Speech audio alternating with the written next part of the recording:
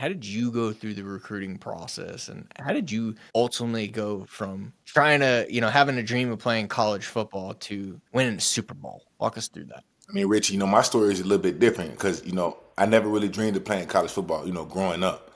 For me, it was just like I obviously was very into sports. You know what I'm saying? I wanted to be great at something, but, my upbringing just didn't give me the best resources or the best opportunities. So I actually didn't even play football until I was a senior in high school. And that happened, honestly, through the grace of God. I was walking in the hallway.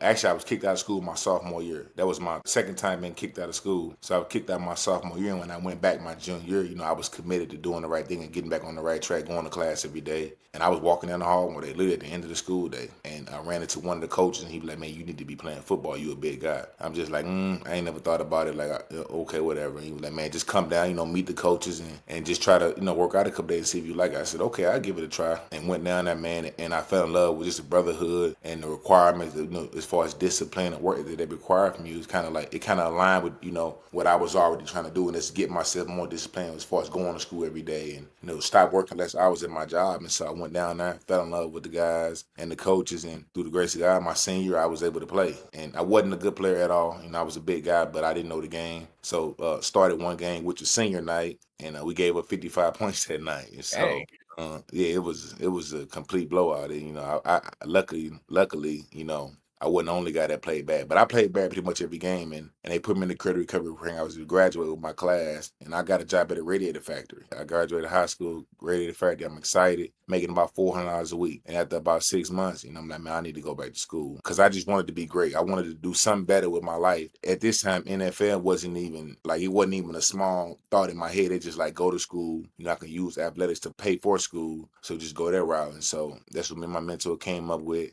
Sent my tape to a guy at the junior college level. He was excited at first when I told him my size, but when he got the tape, he stopped picking up the phone. And so What was your um, size, just so everyone knows? I was 6'3".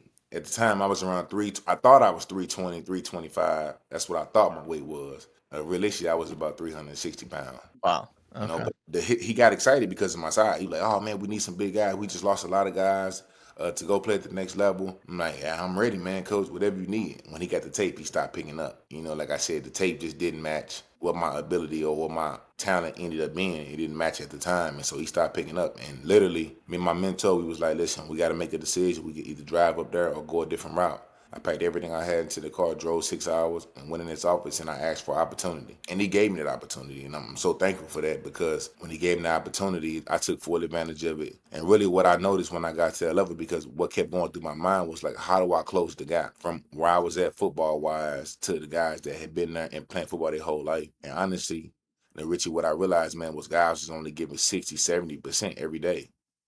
So I'm like, man, if I just come in and give 100%, do what the coaches ask me to do, study film, which I think is a big part of the gap that we have from high school to college, just studying film and really just doing the right thing. I said, man, I can close the gap. And by me doing it every single day, I was able to close the gap pretty fast.